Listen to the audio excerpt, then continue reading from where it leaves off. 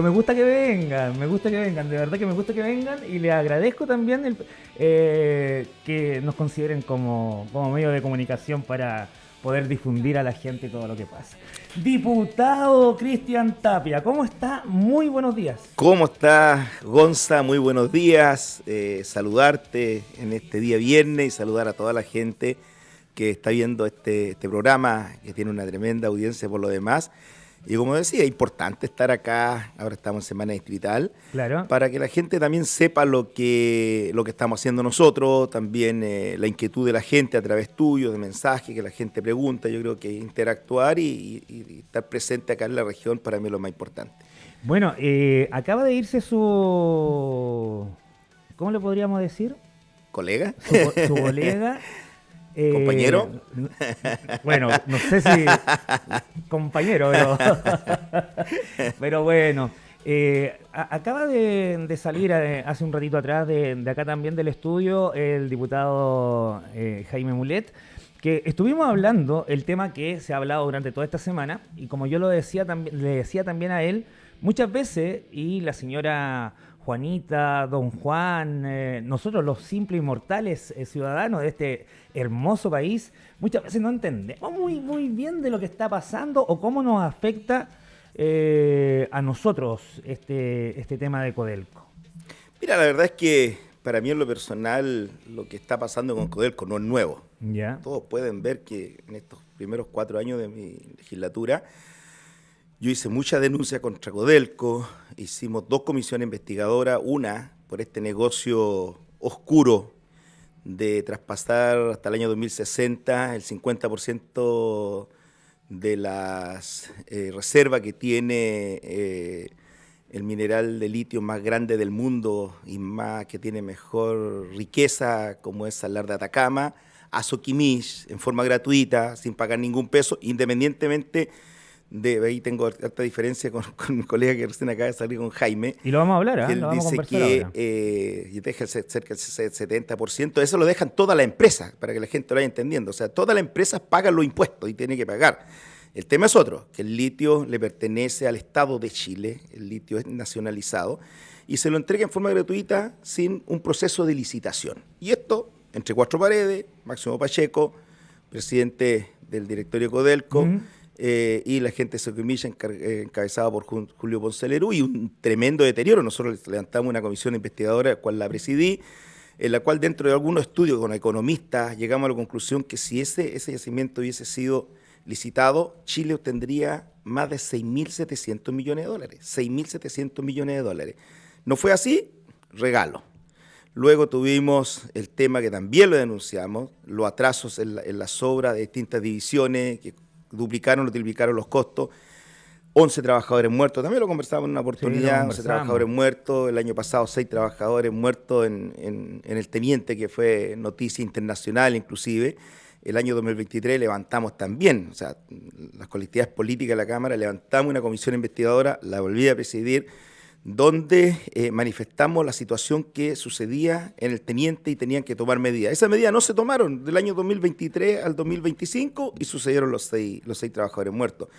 Este escándalo, Gonza, que un edificio, la oficina centrales de Codelco, donde están los altos ejecutivos y está la plana administrativa, se iba a hacer una remodelación. Claro. Esa remodelación iba a costar aproximadamente 10 millones de dólares. Y esa remodelación finalmente Codelco pagó, no sé, a una o 2 empresas, también lo vamos a investigar, pagó 57 millones de dólares. O sea, hay una diferencia de 47 millones de dólares. Yo lo quiero llevar a los pesos, porque la gente cuando dice, 47 millones de dólares, son cerca de 40.000 millones de pesos. 40.000 millones de pesos. ¿Cuánto es el presupuesto del gobierno regional? 90.000. Casi un 47% del presupuesto de la región. Entonces, yo lo he dicho en todas partes, esto que pasó con Codelco, con la sobreestimación de primero 20.000 toneladas en Chuquicamata y cerca de 7.000 en Ministro Ales, no fue una novedad, es algo muy delicado, muy complicado, porque aquí tenemos 2 divisiones ¿Y qué pasa en las otras divisiones? Lo que yo pedí como presidente de la Comisión de Minería es el informe completo de lo que tenían planificado pasar división por división durante el año 2025, lo que realmente pasaron y qué modificaciones. Mira, se entiende que en el teniente a lo mejor tuvo que ajustarse a tener menos producción, producto del accidente que estuvo parado un par de semanas, entonces se justifica y eso uno lo tiene que entender, si tampoco este tema uno va a tirarse con todo. Pero a mí me parece algo muy, muy grave, yo lo dije desde el primer momento aquí, estamos al borde de un delito, de un fraude, y yo me alegro que el fiscal nacional haya puesto en este proceso, que este tema lo judicializó Codelco, no se ha querellado, ojo, no se ha querellado, pero se judicializa y nombra al fiscal Aquiles Cubillo de la región de O'Higgins como fiscal. ¿Por qué Aquiles Cubillo es importante? Porque él lleva la causa de los 6 trabajadores muertos en el teniente y tiene 37 ejecutivos entre Codelco, lo tiene imputado por esta causa. El Codelco y Cernagiomín, y entre ellos el presidente de Codelco está imputado en esta causa, que es Máximo Pacheco. Entonces ya conoce cómo se maneja la situación oscura dentro de Codelco y espero que esto se llegue hasta la última consecuencia. Nosotros igual dentro de la Cámara estamos levantando una comisión investigadora para llegar a la conclusión de esto. Bueno, los titulares de la prensa a nivel nacional en la jornada de esta semana marcaban acerca de Codelco, pero también decían los trabajadores de Codelco, a través de estas inflaciones que de los números, van a tener que devolver bonos y todo. Se lo pregunté recién al diputado Jaime Mulet, si estaba de acuerdo o no, o si tenían que devolver o no los trabajadores, porque, claro, la inflación de los valores lo hicieron los altos ejecutivos de Codelco, pero el camionero, el que maneja el camión de aljibe, el tronador, el que coloca la dinamita, bueno, los trabajadores que sacan la cresta abajo, no tienen ni idea, no tuvieron ni idea de todo esto, ¿no? Mira, yo ahí igual tengo un punto de vista diferente con Jaime Mulet. Usted también en sus comienzos fue faenero. Sí, porque yo lo respeto su opinión, pero no la comparto indudablemente. Porque aquí lo que hay que separar. A ver, ¿quiénes fueron los que modificaron los números y los que inflaron estos resultados operacionales en las toneladas de cobre que se traspasaron? Claro. No fue, tú lo dijiste claramente, no fue el operador del camión, no fue el operador de la pala, no fue el viejito del chancado, no fue el viejito de la fundición, no fueron nada de ellos.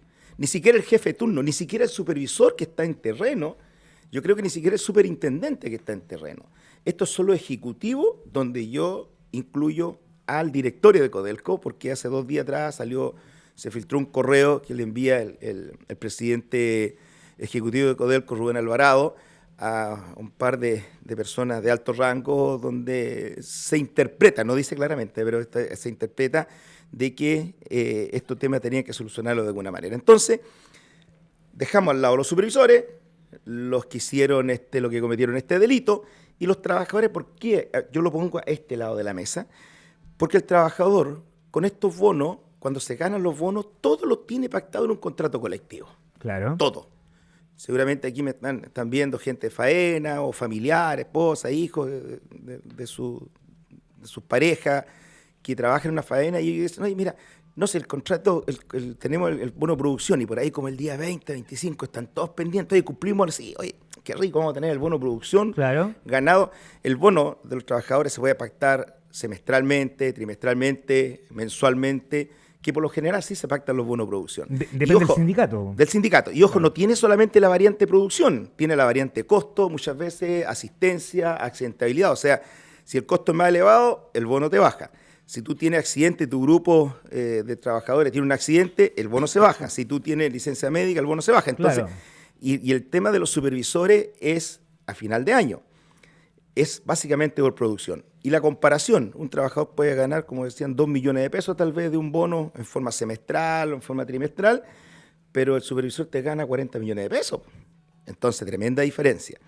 Ahora, los trabajadores, para mí, si yo fuera dirigente sindical, yo me pondría a la devolución. ¿Por qué, Gonza? ¿Ya? Porque también muchas veces las empresas han engañado a los trabajadores.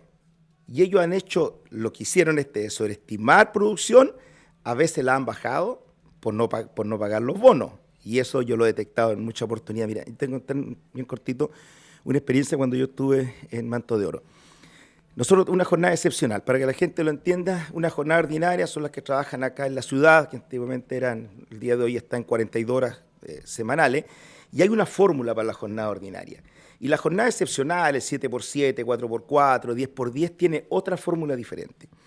Entonces, cuando yo me puse a estudiar, porque yo me puse a estudiar, te lo contaba la vez anterior, recién en el año 2021, me estudios superiores, Administración de Empresas y Finanzas, hubo un ramo que nos pasaron hora extraordinaria. ¿Ya? Entonces yo le pregunto al profesor, por la fórmula de jornada excepcional, no la tenían, fue la dirección del trabajo, y empecé a hacer comparaciones.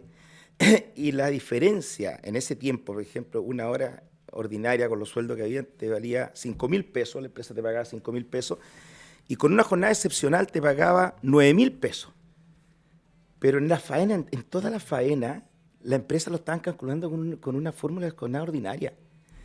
Y yo eso lo vine a detectar recién el año 2021. Entonces fueron prácticamente 13, 14 años que la empresa calculó mal la hora extraordinaria de la gente. Entonces al final... A favor de la empresa. A favor de la empresa en perjuicio de los trabajadores. ¿Ya? Entonces al final, si nosotros queríamos llegar a la instancia, teníamos que denunciar, ir a tribunales, 4 años estar en tribunales, para que alguien dijera que teníamos la razón. Finalmente llegamos de acuerdo por un bono.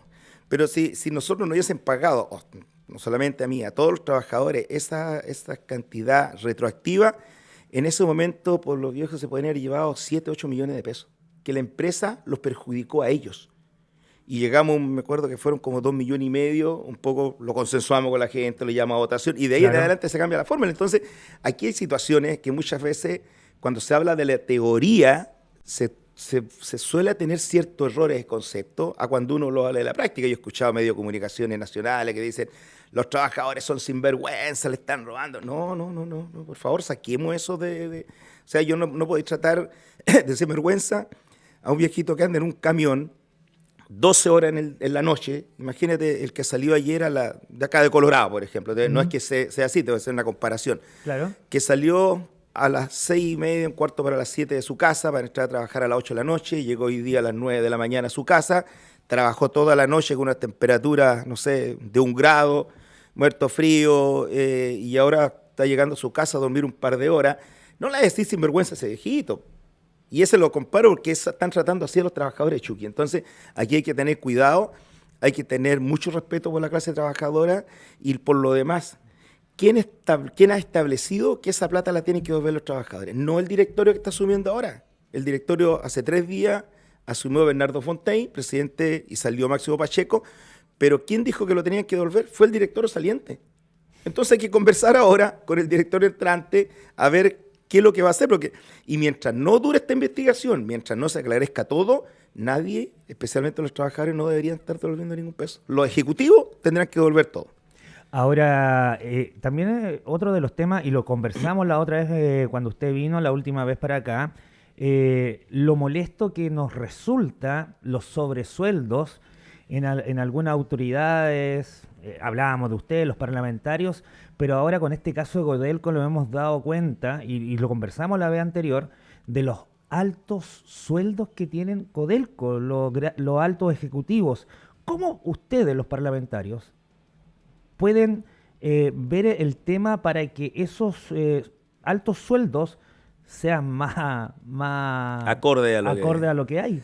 Mira, lamentablemente nosotros no tenemos esa facultad como parlamentarios. ¿Y quién la tiene? Esa facultad la tiene exclusivamente el directorio de Codelco y el gobierno de turno, porque recordemos que el presidente del directorio, por ley, quien puso a Máximo Pacheco ahí fue el presidente Gabriel Boric. Quien nombró en estos momentos también o puso en la presidencia de directorio a Bernardo Fontaine es el presidente José Antonio Kast. Entonces de ahí se empiezan a regular los sueldos hacia abajo. Te vuelvo a insistir, todos los sueldos de los trabajadores de Codelco están regidos por un contrato colectivo y los de los altos ejecutivos están regidos solamente por una escala que hace el propio Codelco. Por ellos mismos, digamos. Por ellos mismos. Entonces, ¿cuánto quieres ganar? Exactamente. Entonces ahí donde a nosotros nos causa mucho cuidado. Y de todas maneras, hay un tema que es bien particular, que el año 2019, yo no era parlamentario, se cambia un poco el modelo corporativo de Codelco y no se permite que Contraloría fiscalice a Codelco. Es algo muy grave. Y nosotros lo detectamos cuando fuimos a Contraloría por este tema, el caso del litio, Claro. y la Contralora dijo, yo no tengo herramienta. Entonces lo que nosotros tenemos que hacer ahora, yo desde el año pasado, cuando vimos en profundidad eso, porque esto, insisto, eso sí pasó por el Congreso y se cambió el año 2019, hay que pedirle a todos los parlamentarios de esa fecha por qué se cambió esa modalidad que Contraloría no lo puede fiscalizar, Ya. pero ahora creemos que hay que fortalecer las fiscalizaciones de Cochilco y hay que fortalecer el rol de Contraloría en las empresas del Estado. Yo creo que en las empresas del Estado. Imagínate, nosotros estamos hablando de Codelco. Acá en la región nomás una funcionaria encargada de fomento te gana 23 millones de pesos. 23 millones de pesos. Entonces, tenemos desorden en las empresas públicas, tenemos desorden. Que hay que volver a enreglar las empresas públicas del Estado, sí hay que ponerle la línea que realmente corresponde. Ahora, diputado, nosotros vemos esto, o es la percepción del común ciudadano, ciudadana de nuestro país, vemos que las empresas privadas que exportan el cobre ganan 3 veces más que Codelco de lo que ingresa al país, la empresa nacional de cobre. Mira, yo he sostenido... ¿Es tan así? Sí, en este momento tiene mucha más utilidad de la empresa privada y eso es lo preocupante. Y yo lo que he sostenido, y firmemente, por mi experiencia del trabajo en la minería, que Codelco se tiene que administrar como si estuviera administrando una empresa privada. En una empresa privada, en 4 años no te tienen 11 trabajadores muertos. Revisa toda la estadística, ¿Sí? no te tienen. Con un trabajador muerto, 1, máximo 2, un gerente, un presidente de esa empresa, la empresa lo despide por los Claro. estándares. Si te entrega poca utilidad, si el directorio, porque en la empresa privada tú tienes un directorio en la cual ellos le reportan a los accionistas. Y los accionistas dicen, mire, yo para el año 2025 yo tengo que tener de utilidades 5.000 millones de dólares. Por decirte escondida, por ejemplo, puede andar con números un poquito más, un poquito menos. ¿Por qué? Porque ellos son los que pusieron las plata y son los dueños de la concesión de ese trabajo de la producción minera. Claro. ¿Quién es el dueño de Codelco? Es el Estado. Y el Estado lo involucra, que somos todos los chilenos, esos recursos que llegan a los bolsillos de ese empresario que puede estar en Canadá, en Estados Unidos, es para aumentar su capital, para invertir en otra empresa. ¿Dónde se gasta, dónde se invierte los recursos de Codelco? En salud, en educación, en vivienda, en todo lo que Chile tiene presupuestado para gastar año a año. Dicho sea de paso, el precio del cobre sobre las $6 la libra, precio histórico, récord, y así todo, Codelco entrega baja utilidad. Entonces, insisto, hay que cambiar el modelo, no hay que privatizar Codelco por nada del mundo, hay que sacarse del vocabulario, porque yo te digo, no siendo parte de este gobierno, yo no he escuchado al presidente José Antonio Kast diciendo que se va a privatizar Codelco. ¿Tú lo has escuchado? No. No he escuchado al ministro de Minería, Daniel Mas, que quiere privatizar Codelco. Nadie lo ha escuchado. Al nuevo presidente de Codelco tampoco lo he escuchado. Pero sí mira, imagínate, nosotros ahora estamos levantando una comisión investigadora. Tenemos que reunir 62 parlamentarios de los 155 que firmen para levantar esta comisión investigadora y hacer una investigación, invitar a gente que sepa, y de 3 temas, lo que yo te decía, la sobreestimación de estos 27.000 toneladas, por qué se gastaron 57 millones de dólares en la remodelación es decir, cerca de 42.000 millones de esos, 42.000 millones de pesos en refaccionar una oficina de Santiago, y el colapso de la chimenea en Potrerillo, que ya tenemos 1 año sin tener la producción y los productos terminados como corresponde. Pero, diputado, cuando se hacen estas comisiones investigadoras, ¿cuánto le cuesta al país, a nosotros, esa investigación? Nada, 0 pesos, porque nosotros lo hacemos en un horario que no tenemos ni sala ni las comisiones ordinarias, normales. Ya. O sea, nosotros terminamos las comisiones, la sesión el día lunes a las 7:30 y a las 8 de la noche, hasta las 10 de la noche, hacemos la comisión investigadora e invitamos no sé, al presidente de Codelco, a sindicatos, a grandes economistas, académicos, para que ellos nos den su impresión. Pero a mí lo que me molesta en estos momentos, y lo voy a decir con toda transparencia, es que ya el Partido Comunista, que yo soy muy cercano con estos partidos, por razones del Partido Socialista y Frente Amplio, ninguno quiere firmar que se investigue. Ninguno. Bueno, ¿cómo? No quieren, no han entregado la firma. Entonces, cuando hablamos de defender el pueblo, de defender a la clase trabajadora, O sea, un y discurso tú para, no quieres, uno quiere un ser discurso para la tele. un discurso para la tele, y a mí eso me tiene muy molesto, porque yo vengo de ese sector, yo estoy parte de este sector, pero yo no estoy para proteger a nadie. Yo no estoy para cuidar la espalda a Pacheco, que se gastaron 42.000 millones de pesos, ya que se los gasten, ¿no? ¿Ah? Yo no estoy para cubrir eso, o sobre esta sobreestimación del cobre, porque eso le hace mal también a la imagen de Chile. Entonces, dejemos al lado las ideologías políticas, dejemos de lado todo lo que significa la pasión de los partidos políticos y veamos el tema de la gente de nuestro país. Pues, ¿cuánto nos podría haber servido esos 42.000 millones de pesos si no se hubiesen gastado en la remodelación de una oficina? Entonces, investiguemos. Saquemos a la palestra a quienes tengan culpabilidad, y que la justicia tendrá que ver qué va a pasar con esas personas. Tendrán que pagar con su patrimonio, tendrán que ir a preso, lo que sea. Pero si no hacemos una comisión investigadora, que el rol, que es una tremenda herramienta que tenemos los parlamentarios, la verdad es que a mí me decepciona. Conversamos con el diputado Cristian Tapia Ramos.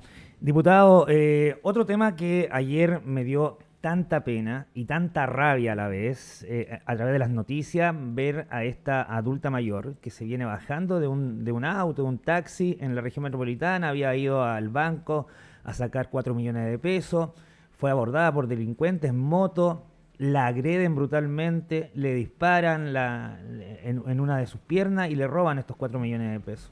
Y volvemos a hablar el tema de la delincuencia. Se lo preguntaba al diputado Jaime Mulet. ¿Está en acuerdo o desacuerdo que los militares salgan a la calle? Y me dijo que no estaba de acuerdo y que los militares tampoco. En ese sentido lo hemos conversado antes con usted. Me decía que se han regularizado leyes con referente a las penas de delincuentes y todo, pero vemos que este aumento de la delincuencia expande todos los días y lamentablemente varios parlamentarios y parlamentarias, Cámara Alta y Cámara Baja, tienen como un ranking y como que lo muestran siempre así. A esta misma fecha, el año pasado teníamos 232 muertos. Es la teoría. Y ahora llevamos, no sé, 280. O sea, hoy hay más víctimas de la delincuencia que el año pasado. Y al final no se aborda algo ya serio contra esto de la seguridad ciudadana. Mira, el año pasado nosotros aprobamos cerca de 72 leyes, o sea, el periodo anterior. ¿Ya? Podía aprobar 1.000 leyes más. ¿Pero qué saca si no tiene efectivos policiales? Yo la semana pasada estuve en una reunión ahí en la población Torreblanca con las dos uniones comunales de centro de Vallenar Urbano. Estuvo el mayor de Carabineros, representante del delegado presidencial. Y yo tengo también otra diferencia ahí con Jaime Mulet. Yo creo que sí, los militares tienen que salir a apoyar a Carabineros. O sea, lo decía el déficit de Carabineros. Tenemos una baja inconsiderable, o sea, muy alta. Yo creo que en Vallenar o en la provincia del Huasco nosotros deberíamos tener por lo menos unos 80, 90 Carabineros más. Lo va a detener de un día para otro, no lo va a detener porque tiene la escuela de Carabineros, en fin. Y aparte que los jóvenes no quieren ser carabineros también. Exactamente, o sea, ¿cómo lo motivamos? Pero eso tenemos que dejarlo planificar hacia futuro. No lo vaya a planificar en un mes ni en 2 meses, eso es imposible. ¿Ya? Entonces, y yo veo, la gente aquí lo palpó, o sea, cuando nosotros tuvimos pandemia, el año 2020, que yo todavía era alcalde, tuvimos los militares acá. ¿Y por qué sí salieron todo un año por la pandemia? Recorría las poblaciones, yo mismo lideraba con ellos. Lo acompañé en alguna oportunidad. ¿Te acuerdas? Lo acompañé hasta un fin de semana largo, ya vamos, nos juntamos con Carabineros ahí en la Copec cerca de la Vendimia, y ya un cuadrante para ese lado, uno al norte, uno para el sur, uno para el centro, de repente sectores rurales, y atento a los llamados cuando hubiesen bulla, claro, delincuencia, y no pasó nada. Entonces, yo no estoy de acuerdo con esto que dice Jaime, yo no me gustaría, y los militares tampoco. Si los militares son mandados, ¿quién les paga a los militares? Yo vuelvo a hacer esta pregunta, a esta hora, ¿qué hora tenemos? Las 11:07. ¿Dónde están los militares del RIM 23 de Copiapó? En el RIM 23 de Copiapó. No están en la cordillera, puede que salgan a hacer campaña, que sea respetable, que sí los militares tienen que preparar en caso de una guerra futuro. Claro. Pero una guerra no te llega, o sea, no vamos a tener a Argentina aquí en la frontera, ni a Perú, ni a Bolivia disparando mañana o pasado. Es primero un conflicto administrativo, después se empiezan a preparar, conflicto territorial, económico, y un par de años se podría desatar una guerra. No avisoramos en lo pronto. Entonces, esos militares que están ahí, son pagados con la misma plata que hablamos de Codelco y de los impuestos que se pagan en este país, son pagados con recursos también de los que se le paga a Carabineros, se le paga a la Policía de Investigaciones. O sea, de Carabineros, la Policía de Investigaciones tiene que hacer toda la pega y los militares, que le tengo un tremendo respeto, no es culpa de ellos tampoco, si no es culpa de ellos, es culpa de quienes, del sector, de los sectores políticos, que no nos ponemos de acuerdo. Si uno nos dice Gonza, que tengamos aquí en calle Ramírez 20 carabineros para allá, para acá, con metralleta en la calle, no. Pero tenemos puntos estratégicos, como son los controles carreteros, como el acceso a las comunas. Pero Pero cuando hablamos, diputado, y disculpe que lo interrumpa, pero cuando usted habla y dice, ya, los militares a la calle, yo estoy de acuerdo para una seguridad y la sensación de seguridad para todos nosotros los chilenos. Estoy de acuerdo también que estén los militares, pero no podemos tirar a la calle al soldado con cripto. No. Ahí tenemos que, al personal de planta, tenemos que tirarlo a la calle, pero ojo, no a los soldados con cripto. No, y aparte que tampoco solo. O sea, tú cuando vienes llegando de Vallenar en el retén de Carabineros que está aquí cerca de Cuatro Palomas, nunca tenemos controles, porque no tenemos abastos. No es culpa de Carabineros, porque están en un operativo, que otros están con licencia médica, hay algunos que están en el retiro, pero ¿qué pasa si tenemos ahí a un carabinero con 2 militares? Claro, ¿Tú crees que el tráfico de droga va a pasar por la nariz de nosotros? Si esos tipos que le dispararon al adulto mayor y lo que le dispararon el día anterior al joven, los que se metieron a robar, que amenazaron, que tomaron de rehén, todo, es porque no tenemos esa fuerza militar. Pero si tú tuvieses, vuelvo a insistir, un equipo, imagínate acá en la provincia del Huasco, 20 militares apoyando a Carabineros. ¿Las cosas serían diferentes? Serían diferentes. Entonces, los militares ellos no pueden decir lo que quieran hacer, lo que no quieran hacer. Es el país, es quienes están gobernando el país, que este caso es el gobierno de turno, que se tiene que juntar. Nosotros, mira, el año pasado nos reunimos cerca de 12 parlamentarios de todo el norte de Chile y fuimos a hablar con la ministra de Defensa, hablamos con altos mandos del Ejército y hablamos con el ministro de Seguridad y le pedimos nosotros, empecemos resguardando las carreteras y vamos a ver el efecto que tiene, y nos dijeron que no.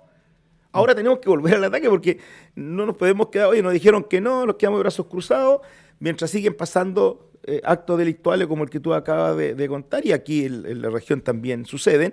Entonces vamos a tener que volver, insistir y pedirle al presidente José Antonio Kast que acoja la solicitud de nosotros, porque somos nosotros los que andamos también en terreno y vemos la situación que está viviendo la gente. O sea, aquí no es la ministra de Defensa, el ministro de Defensa, el que venga aquí a las poblaciones, no, o sea, somos nosotros los que andamos y que estamos en contacto con la gente, con los alcaldes, con los concejales, entonces con los dirigentes vecinales, como la reunión. Porque a mí me interesa ir a reunión con los dirigentes vecinales, es porque yo escucho las demandas, que bueno, yo las sé porque vengo de este mundo, pero la demanda actualizada.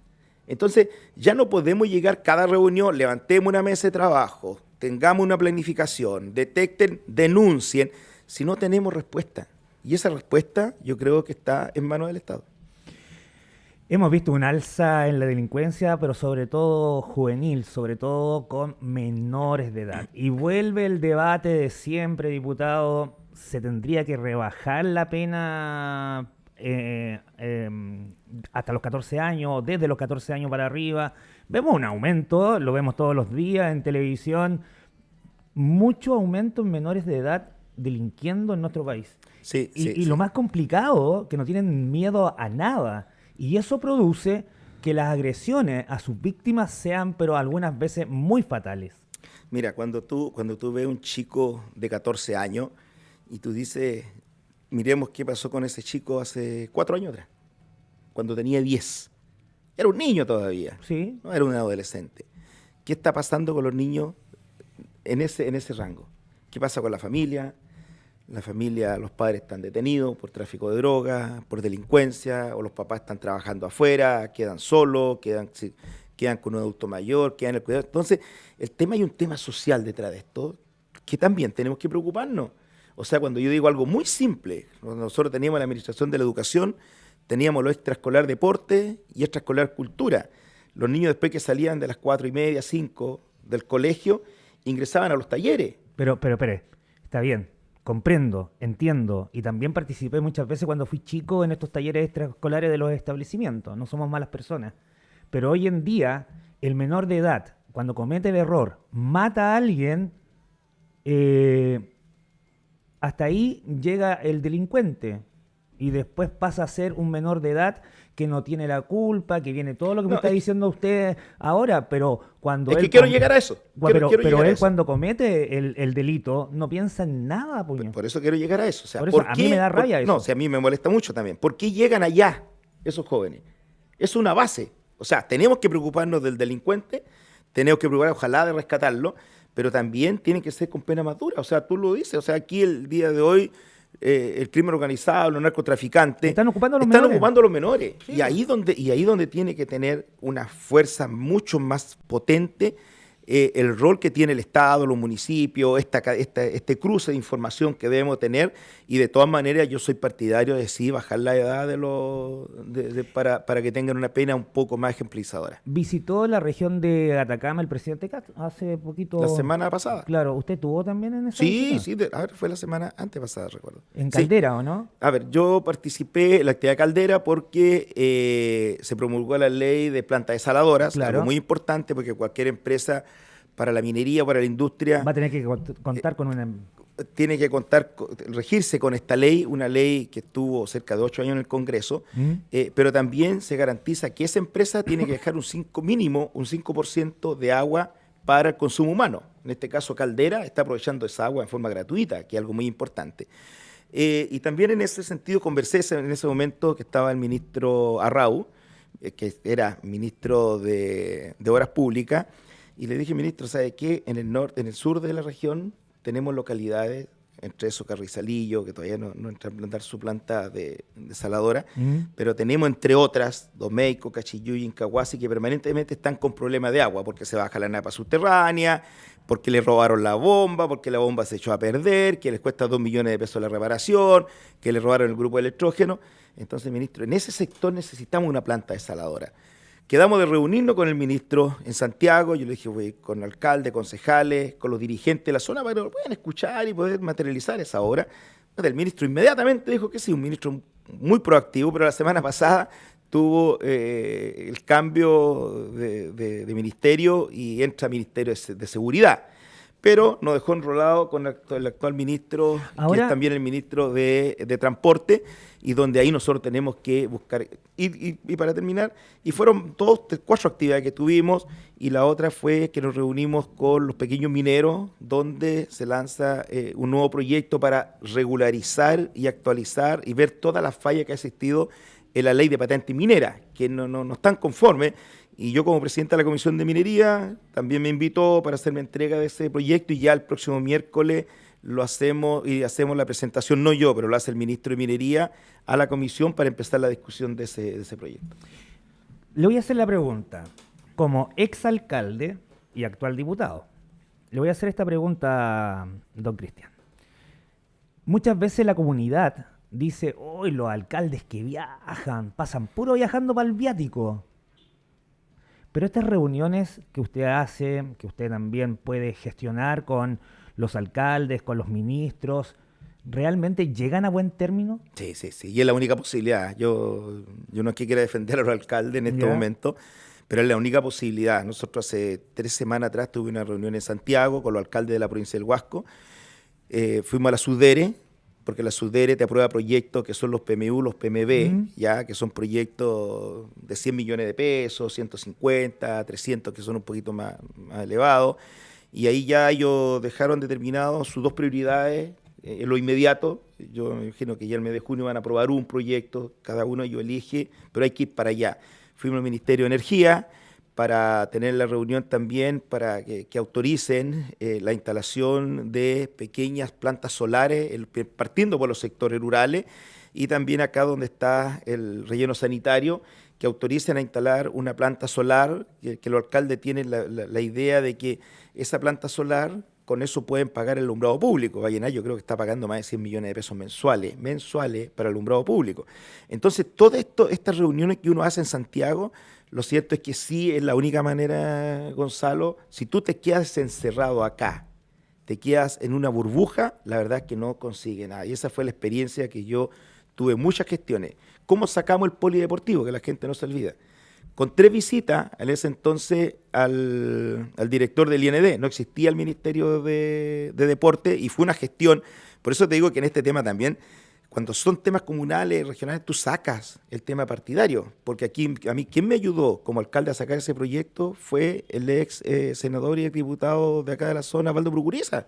Sí, si Valdo Procuriza no me hubiera ayudado, a lo mejor no hubiéramos tenido el polideportivo. Claro, fue una iniciativa nuestra, se llegó a feliz término, el Bicentenario también lo sacamos de esa manera. En fin, todos estos grandes proyectos tienen que salir porque los recursos vienen. Si no vienen para inversión del gobierno regional, que tú tienes que ir al CORE, tienes que juntarte con el gobernador, o bien te tienes que juntar con las distintas carteras y los distintos ministerios, y eso está en Santiago. Perfecto. Conversamos con don Cristian Tapia Ramos, diputado de nuestra región de Atacama, y conversamos estos temas importantes, son temas importantes. ¿Votó a favor o en contra? Es que no vi las votaciones. ¿Favor o en contra del proyecto Reconstitución Un megaproyecto. Megaproyecto. No, voté en contra. Voté en contra. Yo, la verdad es que... A ver, yo no estoy de acuerdo que a la grande empresa le rebajen un 4% del impuesto de primera categoría. ¿Ya? Y no estoy de acuerdo porque nada garantiza que ellos van a contratar más personas o van a hacer más inversión. Y a mí me gusta siempre ir a lo básico. Nosotros tenemos acá, por ejemplo, el supermercado Totus, que es la grande empresa a nivel nacional, o el Santa Isabel, que es de los mismos dueños del Jumbo, de los Pullman. A ellos le van a rebajar 4 puntos del IVA. ¿Tú crees que van a contratar más personal acá en Vallenar? Con las ventas que tienen, no. No van a contratar más personal en Vallenar, lamentablemente.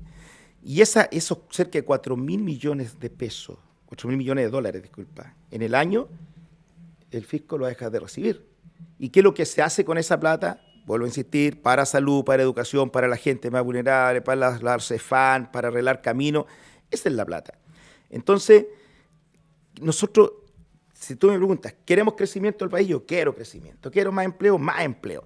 Cuando yo estuve la semana pasada, fui panelista ahí en un seminario que organizó la empresa Kinro, Derecho Añarcillo y Corproa, y yo hablaba con los empresarios y les decía, a ver, ¿qué prefieren ustedes como empresa? ¿Prefieren que le rebajen 4 puntos el impuesto de primera categoría o prefieren que los permisos sectoriales, que tú vas a iniciar una faena minera, que se te demora 6 o 7 años, todo el proceso para que te autoricen a empezar a trabajar y contratar gente y producir, o prefiere que eso se te acorte a 2 años? De todas maneras, que me acorten a 2 años y que no importa si el impuesto, esos 4 puntos para nosotros muchas veces inclusive son marginales para ellos respecto a la producción. Y entonces necesitamos una modernización del Estado, y esas son las cosas que no se conversó en este proyecto. ¿Por qué? Porque tú puedes trabajar en línea, Ministerio de Medio Ambiente, Ministerio de Salud, Ministerio de Agricultura, todo en línea, en un proceso de entregar y hacer bien el trabajo. Esto no significa hipotecar el agua, el medio ambiente. Nosotros queremos que nuestra agua del río Huasco sigan por el cauce normal, que no tengamos problemas de agua. En esta región o en esta provincia no solamente de minería se vive, de agricultura, parte de ganadería, que el próximo programa lo vamos a conversar sobre eso. Entonces, y no estoy de acuerdo con la invariabilidad tributaria. O sea, tú vas a dejar por 25 años amarrado el cambio de impuestos en este país. 25 años, según este proyecto. Entonces, ¿nosotros qué pedimos? Separar. Un tema son los tributos y otro son los otros 30 puntos que son beneficios para la gente. Disculpe que no moleste en ese sentido. Cuando usted vota en contra, es decir, cuando los parlamentarios votaron en contra, es decir, no me parece y me voy para la casa, o no me parece, pero podrían hacerlo así. Nosotros entregamos propuestas antes de. Ya. O sea, dijimos, oye, bajemos la tributación tal vez en 2 puntos máximo, no en 4. Veamos el tema de los permisos, acotemos los tiempos para los permisos, que el CENSE no desaparezca. El CENSE es la herramienta que tienen los trabajadores para capacitar, si también lo querían desaparecer. Entonces, son varios puntos que tú vas a la discusión, pero lamentablemente no nos escucharon. Y lo que pasa es que este proyecto, del momento que se presenta, la discusión en las comisiones fue como de 3 semanas. Si tú captaste que un día estuvieron hasta las 3 de la mañana discutiendo para sacarlo en forma rápida, y los proyectos no se pueden sacar tan rápido. La discusión es lo que podemos ver nosotros los ciudadanos comunes silvestres. Fue una discusión más política que propiamente tal de los proyectos. Sí. Fue más política, fue más Sí. pelea de izquierda a derecha, ultraizquierda a ultraderecha. Sí. Que- Y eso es lamentable. Que el propio proyecto. Exactamente, pero ¿por qué? Porque no se dan los espacios. ¿Cuánto tiempo nos demoramos en sacar la reforma de pensiones? 3 años. Porque hubieron conversaciones, porque hubo debate, y no se vio este tema tan politizado. Si ese proyecto, que fue un proyecto del gobierno de Gabriel Boric, lo aprobó la UDI y lo aprobó Renovación Nacional. ¿No? O sea, si este proyecto podía tener, y la idea es que se apruebe mayoritariamente, pero vuelvo a insistir, con conversaciones, con diálogo, con estadística, con proyección. Si este país no le pertenece a un gobierno, este país nos pertenece a todos, le pertenece al Estado y tenemos que empezar en el Estado. O sea, imagínate que... Pero que esa misma mirada que tiene usted podrían tenerla todos los parlamentarios de la Cámara Alta y Cámara Baja, pero lamentablemente no lo tienen. Pero claro, o sea, aparte de tenerla nosotros, la tiene que tener el gobierno de turno. También. Porque fue el gobierno el que le puso suma urgencia a este proyecto. Entonces, el día de hoy en el Senado ya hay gente, inclusive de la derecha, que dice, no, yo no voy a votar el proyecto tal como estamos, discutámoslo y démoslo más tiempo a la discusión. Pero eso, más tiempo puede acarrear ¿cuánto tiempo más? Puta, si nos demoramos 2 meses, 3 meses, 4 meses, pero hagamos un proyecto bueno. Y la gente, el común silvestre de nosotros, seguimos tal como estamos. Pero dime, ¿qué, en esta materia? ¿Qué nos cambia este megaproyecto a la gente humilde, trabajadora, el que se levanta a las 6 de la mañana y llega a las 12 de la noche a su casa con un sueldo Como de 500 está lucas? este proyecto, no cambia en nada. Ya, eso quería saber. Así de simple. Este proyecto, lo importante, viene para la reconstrucción de los mega incendios que hubo en la quinta región Ya. y en el Biobío, que es lo principal. Pero lo demás no le cambia la vida a la gente. Y esa es la verdad. La gente me conoce, yo no lo Es que estoy por- haciendo con un tilde político partidista. Es que por eso sino que realista. por eso yo quería preguntárselo de tal manera, porque tampoco entendemos mucho. Po. Justamente. Entonces- o sea, aquí no viene que van a ingresar con esto, van a ingresar más lucas a los municipios, no ingresa más lucas a los municipios. Al contrario, con la baja de las contribuciones, especialmente en los sectores altos de Santiago, los perjudicados son los municipios. Claro, se establece el gobierno y yo quiero creer el gobierno que esos recursos van a venir y lo van a hacer por otra medida y no van a tocar el bolsillo de los municipios. Pero si tú me preguntas el día de hoy, yo insisto, yo prefiero que... y ese tema, porque también tú sabes que la votación en general y también había votación en particular. Claro. Nosotros votamos porque hubo una indicación de Renovación Nacional para que el CENSE no desapareciera, sí modernizar el CENSE y actualizar el CENSE, y eso lo logramos. Y el CENSE tiene que seguir con este proyecto. Y también en lo que significa, bueno, un proyecto de sala cuna, que también votamos que es necesario sala cuna universal, tú tienes empleo para mujeres, el cuidado de los niños. Pero si tú me preguntas, vuelvo a insistir, con este proyecto, ¿este año se van a generar en Vallenar 5.000 puestos de trabajo? No, derechamente no. Y es por eso que yo siempre... Entonces, instaba ¿cómo se prevé el crecimiento del país en empleo?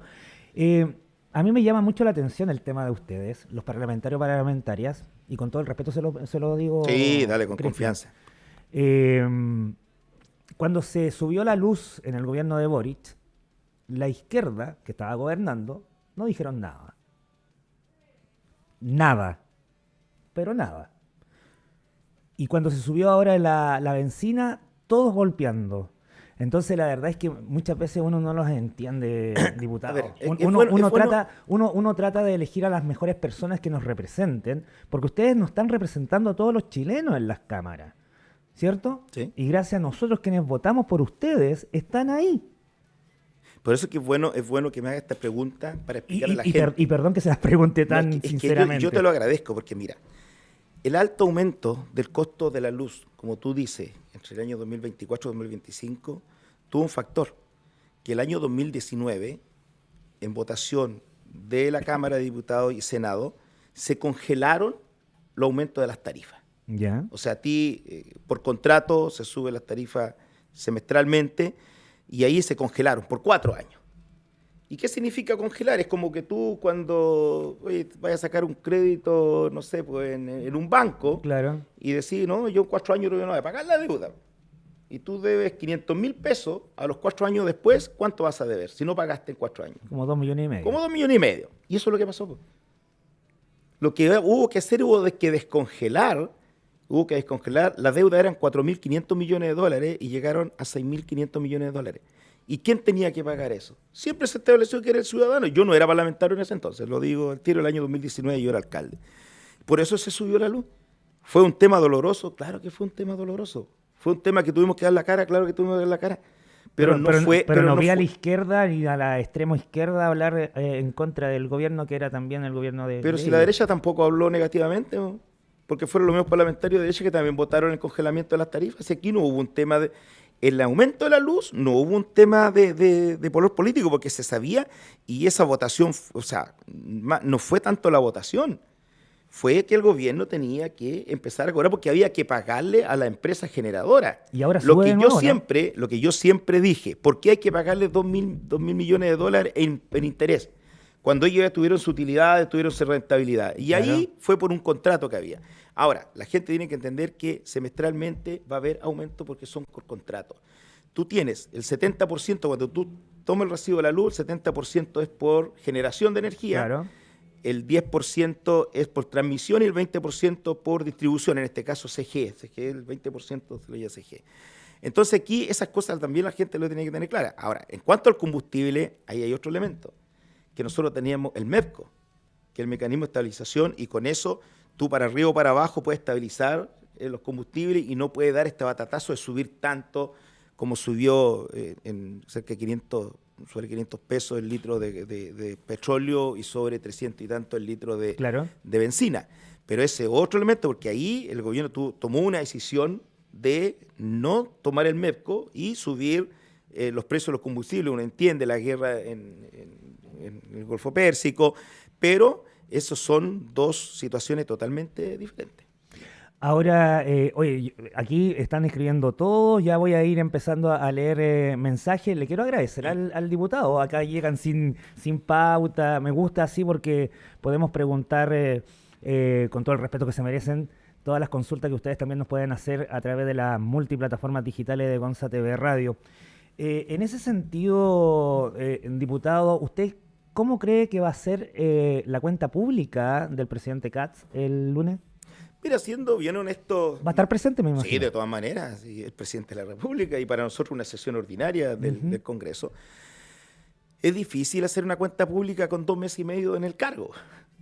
Es difícil, o sea, que te diga, no puede mostrar tanto el presidente Katz, porque es algo normal. O sea, lo que sí sería interesante escuchar qué va a hacer para futuro. Claro. Porque ahí nos interesa mucho el futuro. Que yo creo que va a ser lo que más va a llevar el discurso, digamos. Claro, y en ese contexto yo se lo dije al presidente ahora que tuvimos ahí en Copiapó, cuando ingresa el proyecto, lo ingresó este gobierno para mejorar las condiciones, el pago de las patentes mineras de los pequeños mineros. Le dije, presidente, cada vez que usted tenga un buen proyecto, yo lo voy a apoyar. Yo no voy a poner en mi partido político, mi ideología política, diciendo todo que no, todo que no, todo que no. No. O sea, si el proyecto es bueno y beneficia para la gente, yo voy a ser el primero que voy a decir, este proyecto hay que aprobarlo. Así que la expectativa, espero que sean buenas, que podamos seguir trabajando el futuro. Yo, imagínate, con el ministro de Minería Minería y Economía, me he juntado 3 veces, con el subsecretario de Minería en este tiempo, me he juntado 4 veces, con la ministra de Energía me he juntado 4 veces. O sea, hay una relación directa y una de las cosas que tengo que alabar, y también a nivel regional, es las ganas con que llegaron los Ceremi y los delegados presidenciales. Yo hace un mes atrás llamé al Ceremi de Seguridad a las 1:30 de la noche por un tema de un chico que se ha extraviado, y el Ceremi de Seguridad me contestó a las 1:30 de la noche. Entonces, te vuelvo a decir, nosotros estamos al servicio de la gente. Yo no estoy al servicio de un partido político, ni de una colectiva política, yo soy al servicio de la gente. Si la derecha plantea buenos proyectos, yo voy a aprobar los buenos proyectos. Aunque tenga la presión partidaria. Aunque tenga cualquier presión. Yo en mi vida no me he ejercido por presiones. Yo me he llevado por la necesidad que tiene la gente. Mira, y en eso nosotros tenemos que basarnos, porque tú lo dijiste, ¿quiénes votaron por mí? Va a llenar más de 11.500 personas. Esas personas a lo mejor tienen ideología de derecha, de centro, de izquierda, pero ellos también me dan la confianza y yo tengo que esa confianza retribuírsela a la gente y no a un partido político. Yo por lo menos siempre he pensado de esa manera. Un buen negocio, o sea, un buen beneficio para la gente, ya que hablamos de todas estas centrales de paneles solares que tenemos acá en el norte y especialmente en nuestra provincia del Huasco, que generan energía, pero se van a la región metropolitana, energía que la sacan de nuestro rico sol que tenemos acá en la región de Atacama, pero lamentablemente se la llevan al centro del país. Mover, tratar de que tengamos un descuento en la luz en la región de Atacama, ¿es viable o no es viable? Es viable, es viable. Yo no estoy de acuerdo que tengamos un royalty, porque el royalty nos va al bolsillo directamente a la gente. O sea, va a llenar, en este momento está recibiendo como 1.800 millones de pesos la municipalidad, pero no va... Los alcaldes lo están tratando de ocupar en lo mejor posible. Claro, lo ocupan para lo que la comunidad en general necesite, claro. Pero no va a esa señora que está pagando 40.000 pesos de recibo de la luz, de decir, oye, en vez de 40 va a pagar 30. Claro. Eso es lo que queremos llegar. Y yo ya me reuní la semana antepasada. ¿Se puede? Se puede. Yo me reuní con la asociación de empresas generadoras de energía limpia y yo le pregunté directamente. Le pregunté porque la comisión que yo presido es Minería y Energía. Y me reuní con el alcalde de la provincia del Huasco y pretendemos en la próxima semana distrital reunirnos con todos los alcaldes de la región. Vamos a traer a esta empresa para ver de qué manera impulsamos esta solicitud. Conversé también con la ministra de Energía, que necesitamos acá que esos recursos lleguen a través de paneles solares, a través de pequeñas plantas solares o a través directamente descuento, el que no tenga esa opción, directamente el descuento en las boletas de las personas. Yo creo que eso es bastante viable. Espero que tengamos la buena acogida, que yo tengo esa confianza, porque aquí no necesitamos todo y la gente tiene que, en la región de Atacama no puede estar pagando estos altos costos. Sí, justamente aquí Marcela Lagüe hablaba acerca de aquello. Hay proyectos solares de hogares que cuestan el más bajo, el más mínimo entre 6 y 7 millones de pesos, el más avanzado entre 12, 15, 14 millones de pesos para el hogar, para no ocupar la energía eléctrica. Ese proyecto para las grandes compañías de electricidad puede ser un batatazo y van a pegar el grito en el cielo, po. Pero bueno, tendrán que generar menos. Tenemos que basarnos en lo que dice la actualidad, que tenemos el sol nosotros, tenemos el viento en esta zona norte, claro. Y eso es lo que tenemos que aprovechar. Si ellos van a tener que ganar menos, ganarán menos nomás. Pero nosotros definitivamente tenemos que avanzar en este paso. No sé si lo leí, lo vi o lo escuché, el tema de una propuesta también que ustedes, los parlamentarios, estaban haciendo, es estos distribuidoras locales de, por ejemplo, en Retamo, que tengan sus paneles solares y que esos paneles solares les dé energía eléctrica a la comunidad. Esa es la que yo te decía cuando nos fuimos a reunir con la ministra y la SUDERE, la ministra de Energía, principalmente nace de Alto del Carmen. Perfecto. ¿Por qué? Porque la SUDERE dice, nosotros tenemos plata, por ejemplo, para Retamo, para el Corral, para la Brea, para el tránsito. Tenemos que son plantas chiquititas, pero el ministerio nos tiene restringido con tres condiciones. Una, que no tenga posibilidad de llegar con energía eléctrica. Otra, que sea gente muy vulnerable. Pero son tres ítems. Y eso conversamos con la ministra para que esos requisitos los saquen. Ya. Lo están sacando y con eso ahora los municipios pueden hacer pequeños proyectos solares y la SUDERE le va a financiar la gran mayoría de esos proyectos. Esas son las gestiones que hicimos con los alcaldes también, que no es de ahora, sino que viene ya de hace un tiempo atrás. Qué bueno, porque tenemos que buscar la forma de vivir mejor también. Esa es la idea. Y aprovechar también lo que tenemos en nuestra región de Atacama, que son los lindos cielos. Gonza, me gustaría seguir conversando mucho tiempo más, pero tenemos una situación súper delicada en la Escuela España. Ah, sí, es que ahora yo quería preguntarle aquello. Voy para allá. Ya. Voy a fiscalizar la Escuela España. He recibido con fotos denuncias de plaga de ratones.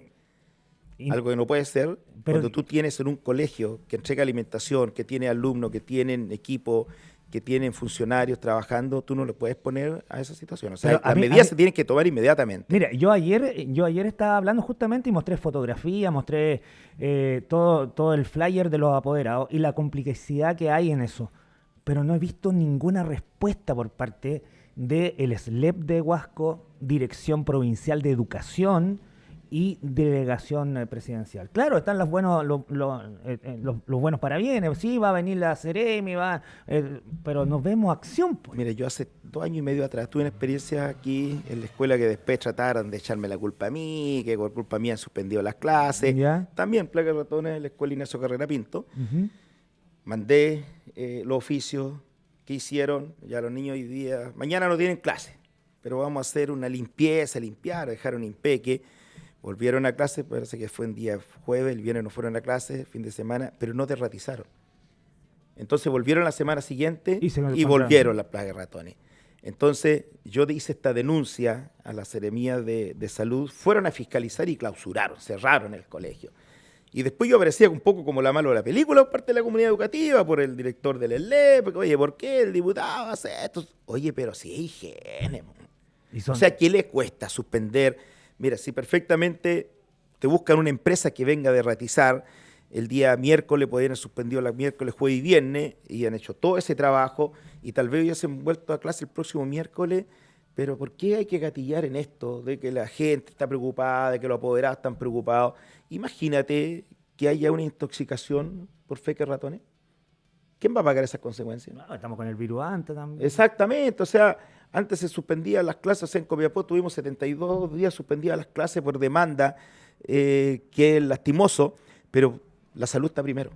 Así que yo, Gonzalo, voy ahora va para allá. Si voy para allá, voy a ir a fiscalizar, voy a buscar los buenos oficios, y si no se logra los buenos oficios, tendremos que pedirle a autoridad sanitaria que vaya, fiscalice y que ordene el trabajo que corresponda. Diputado, le quiero agradecer venir al estudio y como siempre, sin pauta, podemos preguntar, podemos conversar. Lo dejo invitado cuando quiera venir, no hay ningún problema. Me gusta que vengan porque así podemos conversar estos temas y yo, bueno, ser un intermediario entre mi gente y las autoridades para plantear los temas que son reales, que son de acá, porque muchas veces hay autoridades que se cierran en cuatro paredes y no saben las realidades que vive la gente.